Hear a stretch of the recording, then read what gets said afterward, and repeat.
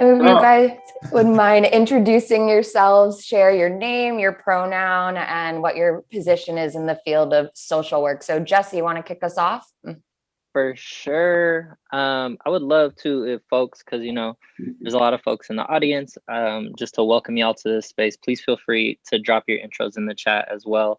Drop your name, your pronoun, who are your folks, and if you want to let us know where you're coming from and offer any land offerings, please do that. My name is Jesse. I am a licensed clinical social worker. I am zooming into y'all from Oakland, California, sending all love and power to the Ohlone people whose stolen land I currently reside on. And I just want to name some folks to bring into space with me. My people are Bay Area natives, folks born and raised here. My people are folks that came up in the midst of the hyphy movement. My people are hip hop heads and book nerds. And my brothers are these folks here in Melanated Social Work. And I'm honored to be sharing space with y'all. And a big shout out to the OG. I see you in the audience. What's up? Betty Blythe is here. yeah. Go. And shout out to Kaylin. Thank you for making this happen and making the connect. And I'll pass it over to Josh. Thank you very much, my brother. Before I get into my intros and what have you, I just want to say, I know today's International Women's Day, but every day is International Women's Day, especially for Black women. So I just want to start off with that energy. Nonetheless, I'm Josh Mcneil.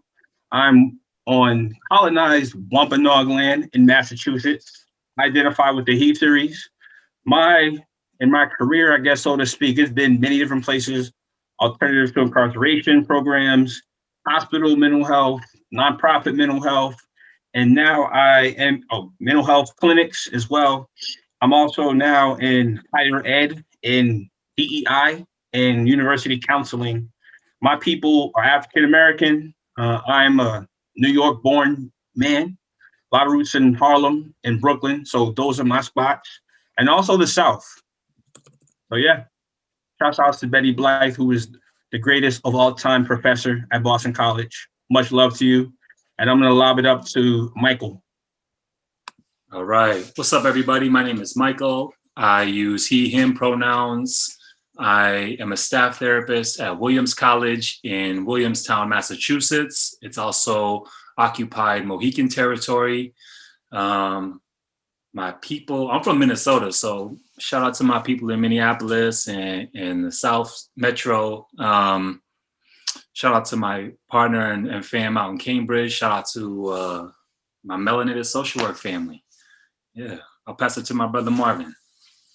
Cool, good evening, everybody. I'm Marvin Tolliver, licensed clinical social worker here in Philadelphia, always acknowledging that we're in the stolen land of the Lenni Lenape tribe. Therapist at the Radical Therapy Center, where we prioritize folks with marginalized identities, queer folks, immigrants, folks of color. We say that we created that space for folks like us. Consultant, therapist, guest lecturer, training facilitator, all them things. The people, I use he and they pronouns today. My people are I was born and raised in Oakland, California, so the Bay Area, of course. My new home that I love, Philadelphia. Queer folks that are in this work, that are in the field, that are in the space. And obviously my Melanated social work brothers, always a pleasure to share the stage with y'all. So yeah. Well, thank you all so much for being here. So I guess we'll get things kicked off with our first question. A little bit, when I came to social work at Columbia, I was actually surprised, maybe I shouldn't have been, but I was surprised by how white the field was and how few people of color were in it. So for you guys, can you tell us what led you all to be social workers with the identities that you hold? I'll kick it off, and I will share that my mother's a social worker, so I came up in it. I'm also biracial. I'm a Black biracial man. My mother's white, but I was, hip to the field of psychology, to doing this work, the type of toll it takes mentally, emotionally, spiritually, like my entire life. And I was always that person for like friends that could like hold when they said like, yo, don't tell anybody. Like I could hold that. I wasn't someone who could like spill water. And so I originally studied biology in undergrad, and then I made a switch to psychology because labs and going med school and all that just wasn't in the cards for me. And so a lot of this, I would say my pathway happened like really organically. Like I believe it was already written and I'm just kind of following the pathway.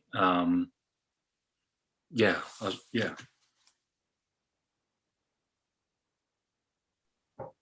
I will say I feel that in terms of you're following the path that was meant for you, that kind of is laid out in front of you without you needing to look for it. Mm-hmm. I think so for me, I always have two different answers. I have like the bright and fluffy answer, like I want to save the world and change things, whatever. But I think for me, I became a social worker because I think I needed one when I was in middle school, high school. I identify as a queer bisexual Black man, and growing up in Oakland, California, that was not it. Right. And so like I was dealing with a lot of identity issues, dealing with a lot of like internal stuff that because of like where I was from and like toxic masculinity, it really showed up in a lot of not good ways. So, after I also did City Year. So I don't know if anybody did City Year, but I did City Year in Miami, Florida. So they also gave a nice little give a year scholarship too. But I think I've always been the helper. Like I've always enjoyed helping folks. I've always enjoyed like keeping the peace and like making folks talk it out in like 6th grade. So I think naturally this was just a field that I really wanted to get into. And then learning more about like oppression, systemic racism, white supremacy, then it was just like, oh yeah, I really got to get in here. So yeah. Well, it really seems like for both of you, it was kind of more destiny, both of you growing up middle school, Michael holding secrets, Marvin, you're talking to people. It's like, this was meant for you guys.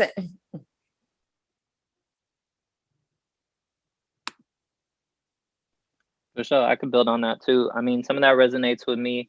I am a first generation college attendee, and so there were pieces of that I did not know what to anticipate, and I had like a vision that there are very clearly defined paths for you, and so I kind of just went down like that pre-med route, like my brother Michael, but I didn't realize that wasn't the direction I was going, and so like I just ended up graduating with my degree in biology. So I actually studied biology with the emphasis in genetics and genome development, and I thought about going into doing genetic research.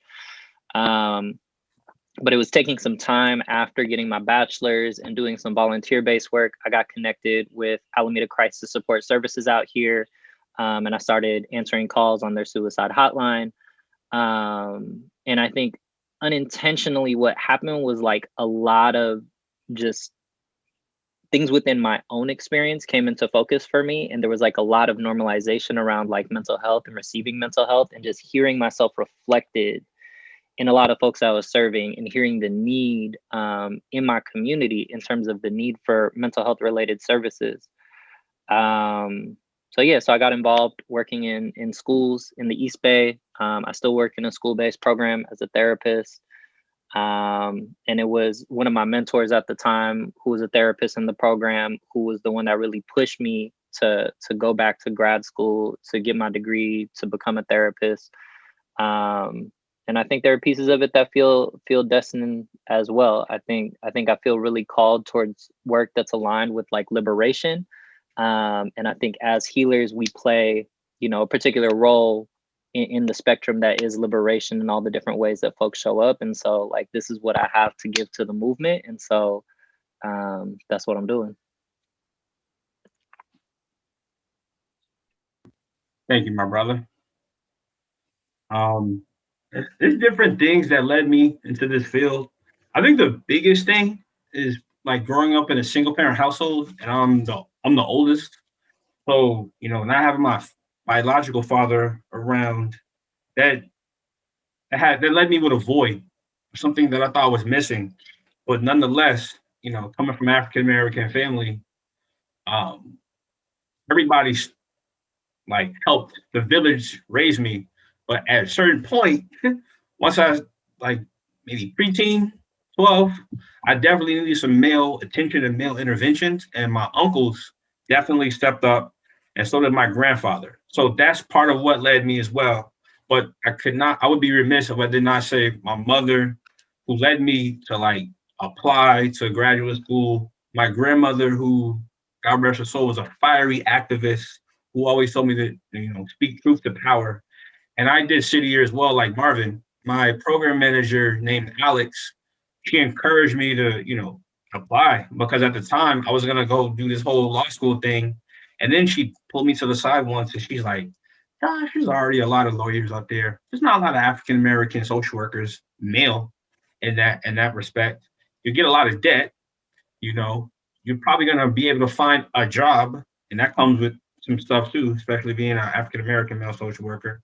She just kind of encouraged me, to walk that route. And, also she realized I was a resident assistant in college. I was a day camp counselor in college in the summers in like Germany, Hawaii, and Japan. And I also, like I said, did city year. So my program manager saw all that. She saw my stuff with my family. She saw stuff with, city year and my youth work. And she encouraged me, and I have not looked back. Wow. So from city year, maybe going to law school, studying biology and all of that, how did you all come together to start this podcast?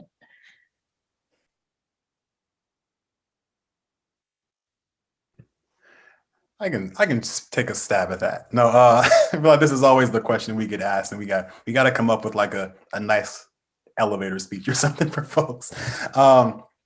So we started off because we all graduated from Boston College, the School of Social Work. Josh graduated 2015. Myself, Jesse, and Michael graduated 2016, and we basically were community for each other. Like a lot of social work programs, very dominated by white women. And, when we're the only, sometimes person of color in a space, sometimes the only male in the space, sometimes you hear some problematic shit. And, I think that we all kind of came together and really just formed community, like to support each other, to like talk each other through what was going on through internships or with clients, right? And so we were that support for each other at Boston College. And then we also continued that after graduating too. And so, we went into our respective locations. So I was here in Philly, Jesse was in Oakland, Michael, I believe you were in DC at the time, and Josh, I want to say you were in New York at the time. But we still, wanted to keep that connection, because this was all new territory for us, right? Like getting jobs, working with clients and folks in our agencies, having to deal with certain supervisors and things, right? Like it's a completely different experience that a lot of social work schools don't prepare you very well for. And so I think that we continued that community even after Boston College. I want to say that the Instagram was first. I think, Jesse, did you start the Instagram? So Josh? No, that was definitely Josh. Josh started. Josh had the vision. He had the vision before any of us saw it. So we just, thought, maybe it would be cool to like post some shit and like see how people vibe with it. I was at like a year and a half, 2 years ago, and now we're almost at 40,000 followers. 3 years ago. 3 years ago. And then the podcast, same thing. We were just like, maybe some 6 years people. ago. How many? 2 years ago. Cool. I don't know. But Josh, I believe we had the idea to have a podcast as well. We just basically the podcast started as our Zoom sessions when we would connect and we just recorded them. We thought we were going to get like, I don't know, 10 people that listen, like us and our families. And now, we're at, I don't know, 2,500 to 3,000, downloads per episode. We've had incredible guests. We've had Sonali Rashad, the fat sex therapist, Stick from the legendary Dead Prez hip hop group. We had Rachel Cargill, NASW president and VP of DEI. Like we had so many people on the podcast. And it's just been an amazing ride so far, and we're just starting. Yeah, and it looks like we might have Erica Hart on soon. I believe y'all at Columbia might be familiar. I might know a little bit about Well, that is amazing that it came from, community and healing. And it's interesting that you bring up Rachel Cargill, actually. I follow her on Instagram, and I know that she calls herself a public academic, which given everything that happened with Erica Hart, which we will actually get into in a second, it has us thinking a lot about who is a teacher and what does it mean to be a teacher. So I've listened to a bunch of your guys' episodes. I've learned a lot. I consider you all teachers in that respect. How do you all feel about that? Oh, we appreciate it. We appreciate the affirmation. And it's interesting, as we talk about Rachel, like she also had an educational career at Columbia as well. Well, I imagine we'll get into some of that, like y'all share in a bit. But yeah, no, we appreciate it. Thank you. Yeah, I mean, I think one of the terms that we've thrown out there is like radical educators. I think anyone could be a teacher. Like everyone holds some knowledge and expertise in something. I just think like part of what we're trying to do as we continue to build this platform that we've kind of stumbled upon is just like allowing for us to move away from systems of hierarchy. And we were talking about this earlier in the talk that we did, but like Paulo Freire talks about in Pedagogy of the Oppressed, he offers this analogy around teaching, and he talks about the banking system, so that like the educator holds all the knowledge and the student is an empty receptacle that they pour it into. But the reality is, like when we were in school, many of us found ourselves in a teaching position that we didn't want to be in, that ultimately like we were paying thousands of dollars to be here and educate other folks. And so now we're just out in the world doing it on our own terms. But I think everyone's a teacher in something.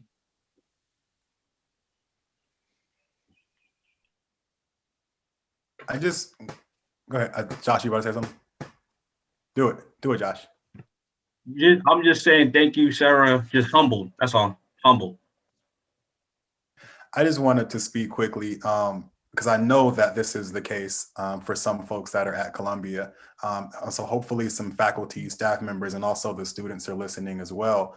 But when you're the only in a space and people are looking at you to be the representative for the entire community, whether it be the queer community, whether it be the Black, Latinx, whatever community, y'all really have to be more, I guess, just kind, right? Because and acknowledge that this person is not only just opening up a fact or some information about them, but they're opening up their lives to you.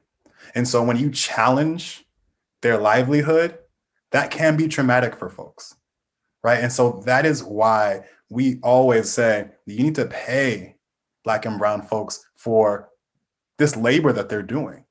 Because guess what? The professor's getting a paycheck and the student's teaching. That don't seem right. So whether that's through scholarship, whether that's through checks, whatever it is, you need to start paying these folks. Pay it forward. Like a lot of these places as well, from Harvard to Brown to Georgetown, they benefited off the backs of indigenous folks and enslaved African Americans. Yet we're the ones that are teaching you there. There's not a lot of people that look like us. And I'm going to name Boston College. Y'all on the clock.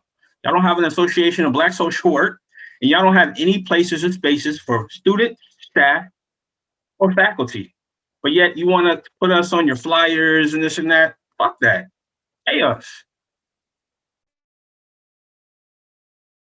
No, that's really what it is. I mean, here at Columbia, we have this acronym PROP, power, race, oppression, and privilege. And we have a whole class that's supposed to teach that. And just like you guys said, it's like, who really ends up teaching that class, and it's re-traumatizing to express it. And then again, like you said, Marvin, when people kind of argue against your own personal experience, that's even more traumatizing and oppressive. And it's always happening to marginalized folks. So speaking on that, in terms of maybe getting out of institutional forms of learning.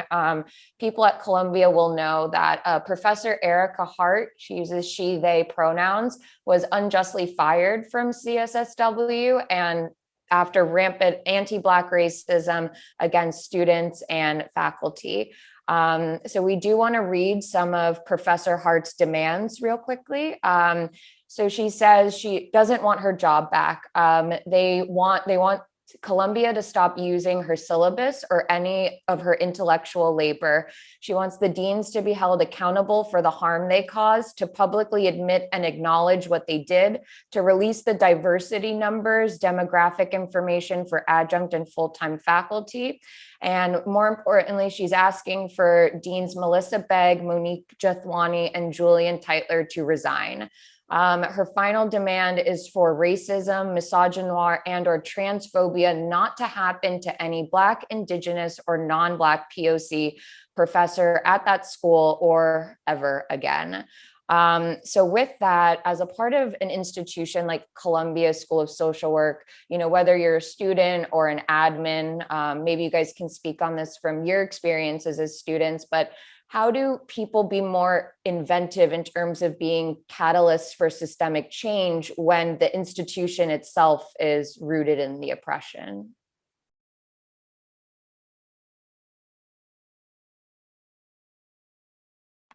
Burn it down. No, I'm just kidding.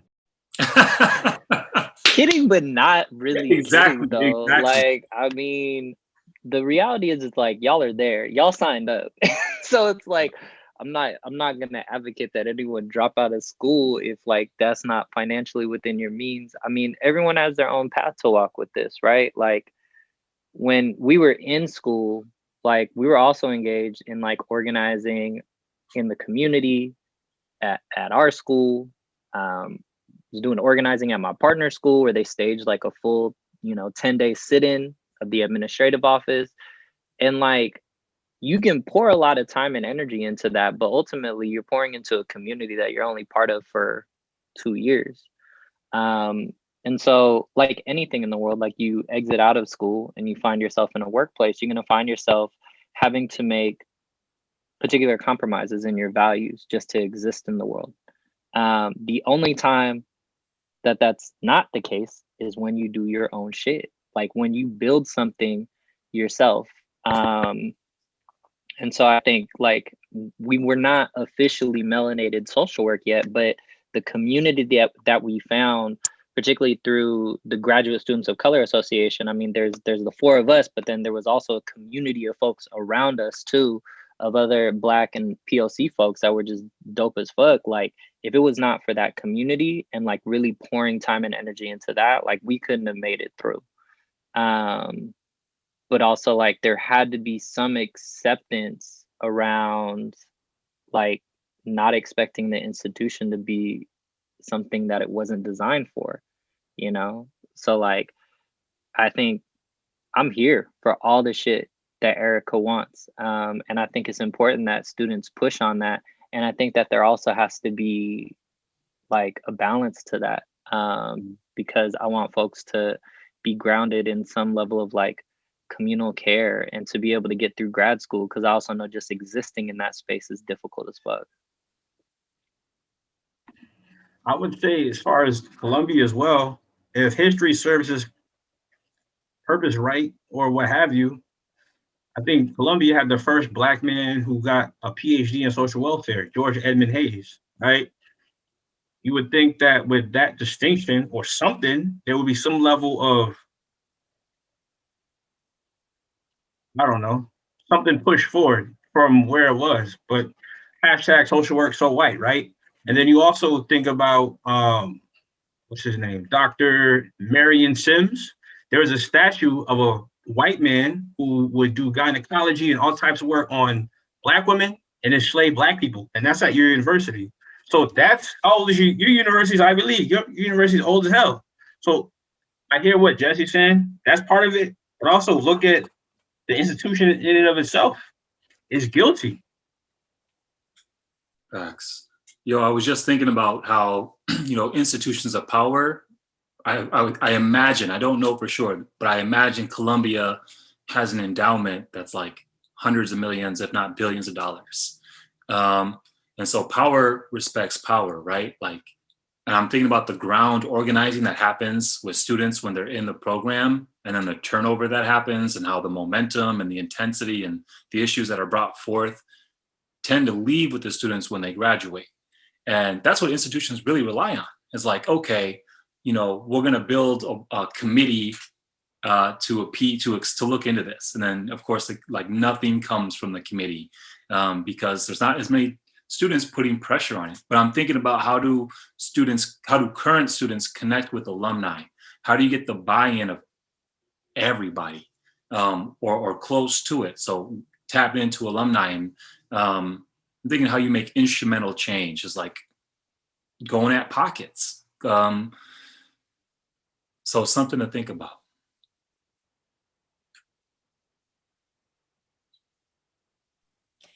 In terms of organizing people on the ground or organizing students, do you guys feel like media can play a role in that? I mean, besides just being on Zoom, but you also have a lot of organizing happening online, happening on social media and stuff like that. So what do you all feel about that? I feel as though, well, also Michael's point, I feel as though if there's any white people who are getting PhDs or masters in economics or anything like that, let that be your dissertation as far as reparations to these places and for these people. So why don't the white individuals do that? Get your PhD, go learn that. If you're in New York, you got Wall Street right there. Black people were sold on Wall Street. You look at Broadway, Black people, they cleared the way for Broadway, you know?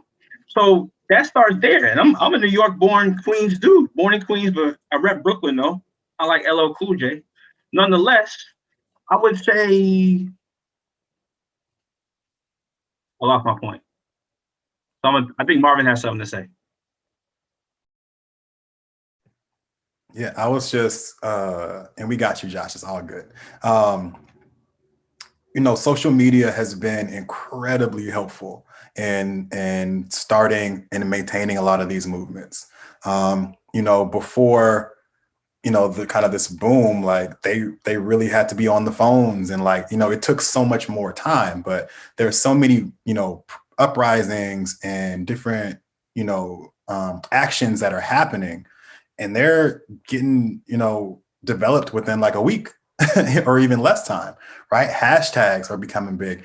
And the way that media and social media can be helpful, obviously, is that no university wants to be in anybody's scandal, right? You do not want to be that university. It's like, it's especially race and especially now, right? And so I think as far as pushing these institutions, I think, you know, students have to remember that y'all have the power. Y'all have power. And I think it's sometimes you have to kind of gauge, what are you willing to lose? Because they probably will threaten to, you know, you won't graduate. So is that something you're willing to lose? Or you can be a trailblazer to kind of change it for the next group of Black and brown folks that come after you. And I know it's a tough decision, so I'm not telling you which one to make, but I think those are some things to definitely reflect on.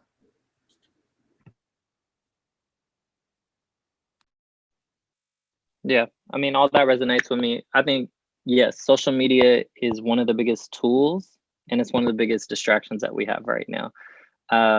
I think in a lot of ways, the institution needs to come to acceptance with the fact that like the ivory tower is not where like leading new ideas are coming from anymore. Erica Hart has a multitude of more influence and power just with her social media than she does being associated with Columbia. And Columbia fucked that up. So like, I mean, like just look at how quickly the world is moving, and particularly when we're thinking about the study of identity politics, things are shifting and changing on a moment-to-moment basis. And so there's no way that like avenues of research and the ivory tower can keep up with that.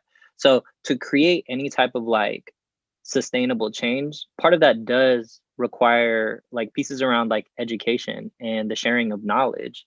And that happens literally in a moment on social media, and new ideas can be dispersed instantly.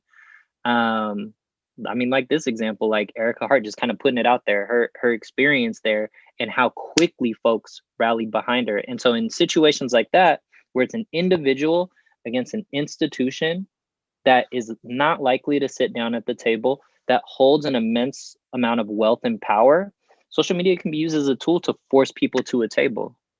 So definitely there's a lot of potential in the ways in which folks can use that as a tool for organizing, as a tool for education. It's there. And not to mention, go ahead, Josh. Go ahead.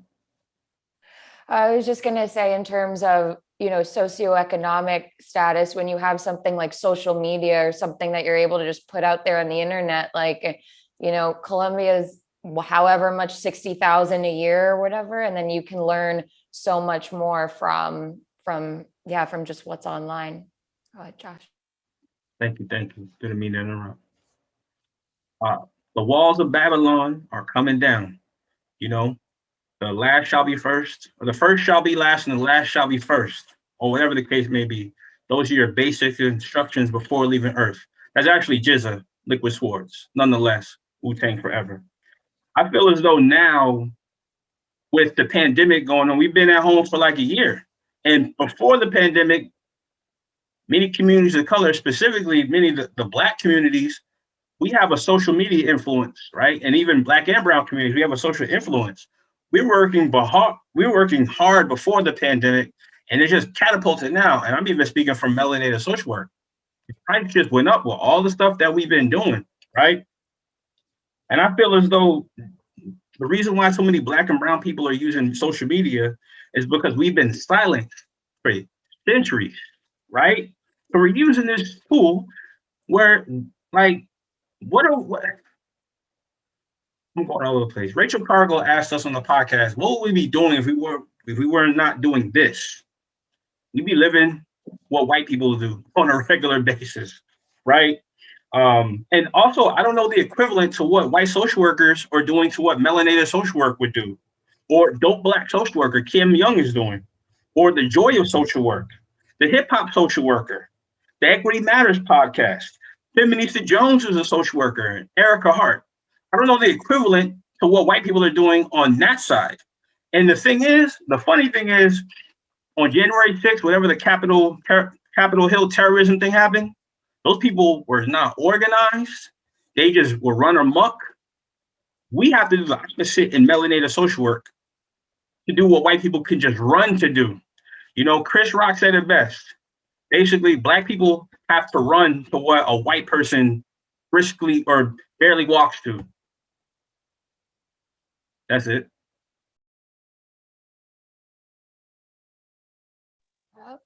And it's definitely, I will say everything you just said, Josh, that's kind of the mood that I've been in for, I don't even know how long, but I'm just like, the oppression is there, the racism is there. I'm a biracial woman, and it's been tough. And I was talking to one of my friends about it actually, and he said, perfection is the enemy of good.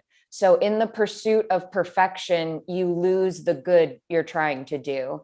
So I'm wondering, how do you all feel about that? Because I know one of you mentioned, compromises. One of you mentioned kind of picking your battles. So what do you think?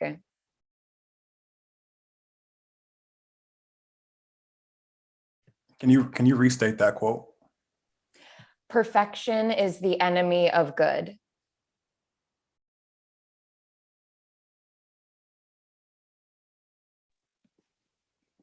I mean, I'll just say, I don't think by any means any of us are trying to be perfect. If anything, we're trying to like lean into the fact that like we are imperfect, that like we make mistakes constantly, and like to hold some level of grace and acceptance around that. And often in those moments are when we engage in like learning with each other. I think this idea of perfection and the the constant need to be busy and be plugged in all the time, like really that's tied to like internalized capitalism.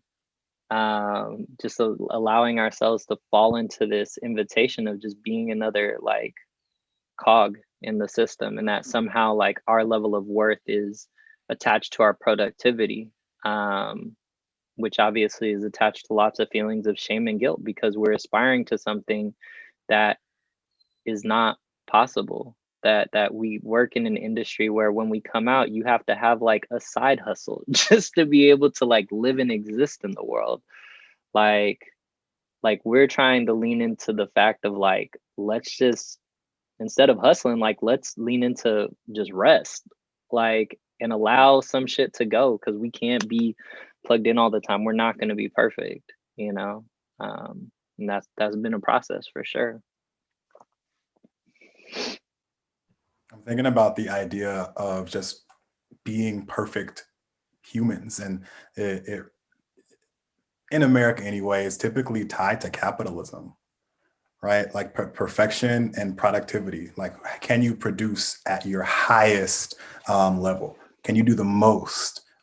Everyone is, you know, always about like being on their grind, which is great, but like we need that same energy with rest too, right? I think when we talk about radical self-love, I think that is leaning in to the fact that we have imperfections and we love those imperfections about us too. And like Jesse said, we're not trying to be, I don't think any of us on this stage, on this panel, would say that we are perfect or striving to be perfect, right? We're trying to do what we can with what we got and just love, right? Mm-hmm.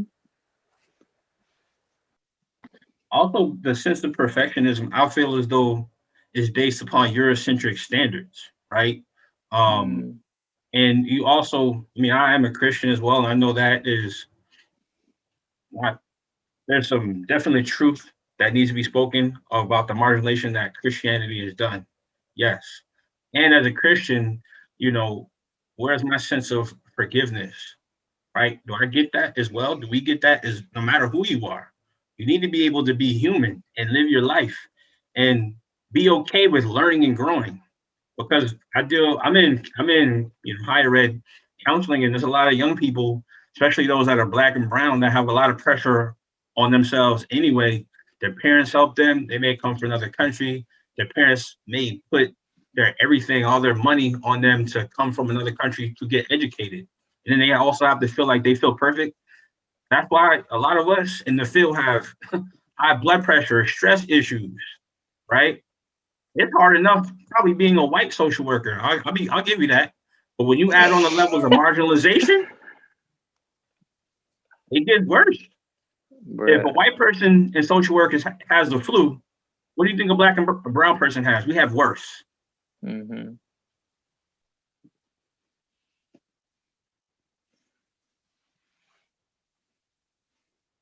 All right, guys. Well, when we sent out the RSVP form, we got a couple of questions. One of the main questions we got were people want to know, who are all your mentors?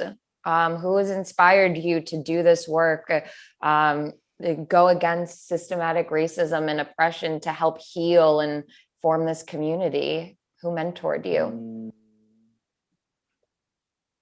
I'll share. I think my biggest influence has been my partner. And we've been together for about 6 years now. Yeah, I was starting to lean into how I have been socialized and conditioned. And then meeting her, it was really just like the clarity came, and like she really opened my eyes into like this type of work. And also like my melanated social work brothers, like I look up to y'all. Like I love y'all, I care about y'all, and I like think that the shared ideals and values is like what inspires me to continue to be curious and to learn and to do better and be better. You know, like Josh said, growing up in a single parent household, like I came up in the same environment, and like my idols were people I saw on media, on TV. So like play basketball, listen to hip hop, like that's who I was aspiring to like be like. I was missing the mark wholeheartedly, entirely. And so I learned a lot about what not to do along the way. And I finally, when I connected with these folks, the feeling, there's an alignment that happened. So I just have a lot of love for the Melanated social work, for my partner, for my partner's family, for my mother as well, who's been doing this work. Like I've had some good influences along the way after a lot of, I'll say, misinfluences. Yeah, I can piggyback on that. Definitely same thing. My partner, she has it's been one of the most liberating relationships I've ever been in. And I think I'm trying to replicate that in all the relationships I'm in terms of like leaning into liberation and in a multitude of spaces. But she's dope as fuck and has like, 25-year history of engaging in activism and organizing. So she brings a wealth of knowledge and hips me to a lot of stuff. Outside of that, obviously these brothers inspire me so much. And then the work of Black radical feminists. We were talking about this in a lecture that we gave earlier, but I made an intention to read as much as I could in grad school. And I didn't necessarily read my assigned readings. I just wanted to read the things that brought me life. So speaking to the work of like Audre Lorde, Dr. Angela Davis, Bell Hooks, the visionary work of Octavia Butler, Adrienne Marie Brown, and all the wisdom that she offers.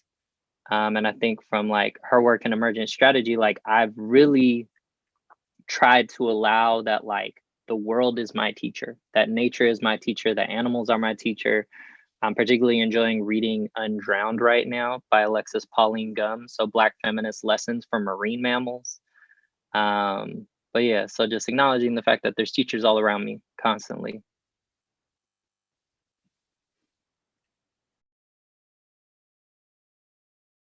I think I would just generally say Black women. Like I've always just been around dope ass Black women wherever I've gone, wherever I've been. And they've always taught me things. And I don't know if they were even meaning to. And it was just me just kind of like picking up on things, on language, on like, if I would get called out about something, my ex-girlfriend was very good about that. But there was so much learning just being in just certain spaces with Black women. Yeah, and also obviously my melanated social work brothers, and like I learn from y'all probably every day, probably something from one of y'all every single day. And this is not just for like the whatever this is or whatever. This is a real, like I really admire and y'all push me to be better. So yeah. Love y'all. I heard you all. Melanated social work, of course, right? My boys, my family. I would say the joy of social work as well. Listen to our podcast. Another podcaster and social worker, Trey. Go listen to Everybody Relax. Chris, who's a social worker in Portland, Oregon as well. He has the Hip Hop Social Work Podcast. My guy, James, Equity Matters Podcast. He's a DSW student at USC. Dr. Sam Bradley. I had recently applied to the University of Alabama's primarily online doctor of social work program, and my brother Jesse actually wrote me a letter of recommendation, which I appreciate. Dr. Desmond Patton, who is at Columbia as well. I would say Dr. Tyrone Parchment. Ida B. Wells, who gets overlooked many times, who is a social work pioneer. I would say Nat Turner, Feminista Jones, and my partner, who actually, she went to, Boston College School of Social Work with me as well. She's a dynamic, complex case manager. She's bilingual, and she actually owns her own private practice, and she's been doing consulting. And I'm very proud of her. And to be honest, this whole melanated social work, like, there was a while where I probably didn't post. This is pre-July 4th, 2018. I didn't post anything. And then she's like, "You're not posting anything on there. You need to use that platform. You could really be doing something." And I was like, "You know something? You're right, babe." And she's right a lot of times, even though My ego would say otherwise, but I got to admit she's right. And when she's right. So I appreciate my partner for being the number one driving force. She even found the University of Alabama DSW program for me and other programs. So I that's my heart right there. I love you, baby. Well, damn, I'm feeling the love too. This is nice. So another question that we got as an RSVP is, in what ways could we promote social justice and advocacy through forms of online activism without being performative? So we all know the hashtag activism can be very performative. Don't get me started on the Black Square. But yeah, what are your thoughts about not being performative online? I think, like, for me, being a non-Black person of color, being of, Filipino descent, I call out to my other non-Black folks to utilize the privilege and the space that they have to educate the folks in their lives, in their families, the folks within your own community about their own anti-Black racism, particularly the white folks. I encourage you to do the same. I think the ways in which it feels performative is that it feels like folks are just speaking to other people with like-minded values, and looking for some type of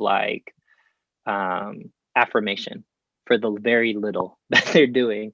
But often if it's like someone from their family or someone that they grew up with that might say something like, there's a hesitation or a discomfort around being in generative conflict with those folks. Like, don't just put the shit online, but take it to the dinner table. Like the social media platform is a tool to spread information, but if it does not catalyze to anything, it's not really serving anyone. You know what I mean? So if, Adrienne Marie Brown talks about the idea of leaning into fractals, so that if we are trying to create large cultural shift, we have to incorporate our values into our interpersonal interactions. And so these are the values that people truly live by, and they have to hold those values in every single relationship. So when you hear some microaggressions, you can't let it slide. You actually have to do something. And so whatever it is you putting out on social media, bring that same energy all the time. Facts. There's this idea like people are buying into people who are being performative online, like they're dipping their toes into this way of being, this idea of shared values, shared ideals, morals and ethics about like, oh yeah, we shouldn't marginalize people. We shouldn't like disenfranchise and oppress people. And they're trying to figure out how not to do that or how to be mindful about it. But there's some folks still have the privilege of like tuning in and tuning out. And it's like, we want to like somehow establish this like calling out anti-Blackness, calling out racism, like in a way where like when you buy in, that you're amongst community, and like it's okay, like it's necessary to like better the world, is to call this stuff out, to bring attention, not just like bring attention to it, but like to actually like continue to like put things into action, because it's never okay. So if you're with your whoever and people are making their little jokes or comments or saying things that are insensitive, like it's so like, please be emboldened to like call it out. I was gonna say call it in, but like some shit just needs to be called out. You gotta say that's absolutely not okay. And to check people. So but just to know that like there's a clear, in my mind, and I know it's more nuanced, but like there's a divide of like how we are operating. Like there's just not a shared narrative. One narrative has like Nazis on the side, has Confederate flags on the side, and like people are like, nah, this is like, okay to be on this side. And in my mind, it's abundantly, it's just like so transparent that it's like not okay, but I'll digress.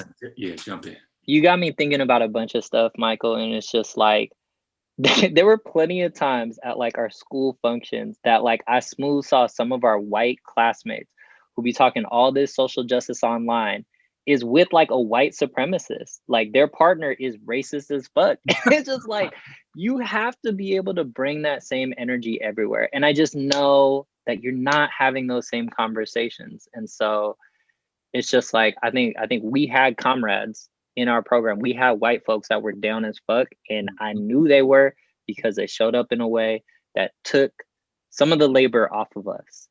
And it wasn't just happening online, it was happening in the classroom. It was, you know, and like for folks, for my non-Black folks of color, for my white people, pay Black folks for their labor. Like folks will share a bunch of shit out and like repost stuff, but it's like you are receiving education. And that's at the expense of oftentimes Black labor. So it's like if you have learned something from someone else's account that you follow, if you have reshared something, pay that person. Figure out what their Venmo is, figure out what their Cash App is. No one is going to ignore that DM. If you're like, hey, how do I send you money? They will respond to you. That's right. All right, well, we are at time. I'm sorry I wasn't able to get to all of the RSVP questions, but I just wanted to thank you all so very much. I needed this more than I realized. And honestly, it has been such a heartfelt discussion that has me thinking a lot. So I really want to thank you guys and just acknowledge that all of you came here, put yourselves out there, you know, shared personal experiences that you didn't have to share with us. And I really appreciate that from all of you. For sure. Thank you for having us in this space with everyone. Thank you for showing up.